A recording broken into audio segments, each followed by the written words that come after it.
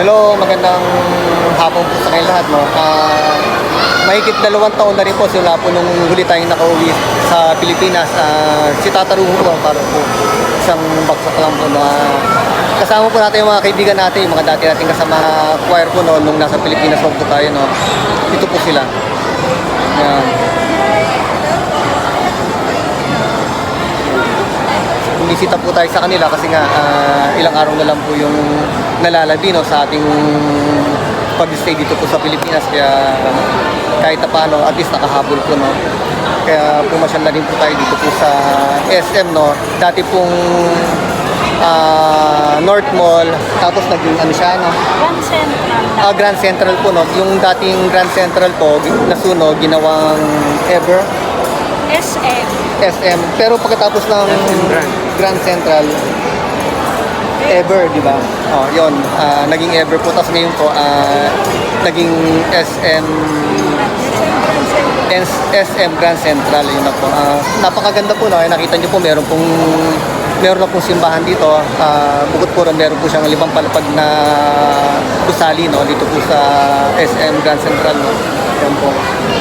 Dito po.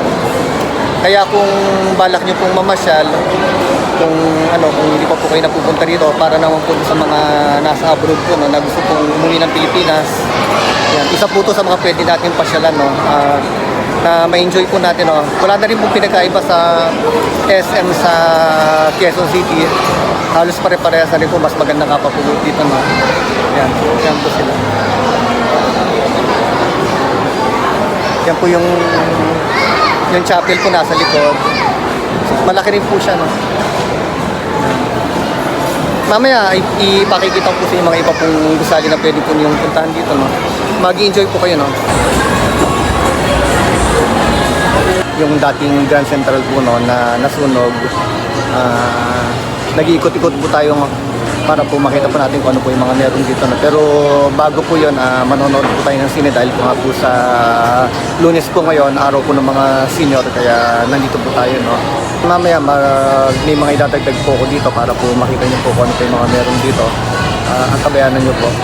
Salamat po.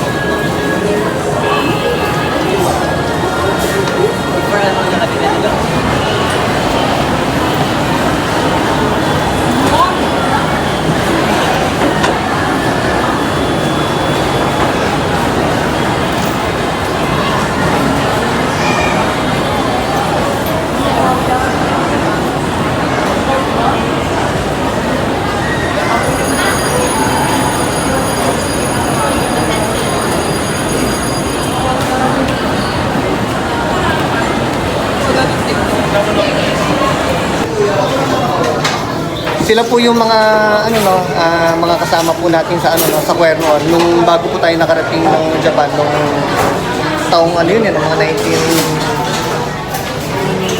1990s, 87, 88, 89, mga ganun, no? Sila po yung mga nakasama natin, mga kasama po natin. Yan. Nagkita-kita po kami, no? Nandito po kami ngayon sa KFC. Kentucky Fried Chicken po, no? Dito muna kami maging merienda para po, kumbaga parang tie up lang po ng mga ilan taon po kasi hindi nagkita. Pero meron pa kaming kasama yung asawa niya na kasama rin po namin sa Cuerno. Yan po. Get together po, kumbaga. Sino sa Cagayan? Baby's kaya.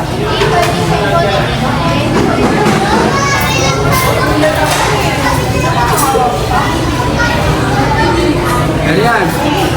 Post. Video. Video yan. Gaganda. Makikita ka ng asawa mo sa TV. Matay. Sige lang po.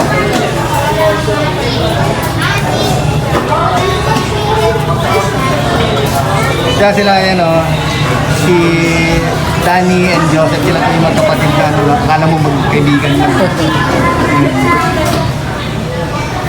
Video. Yung mga kasama po natin,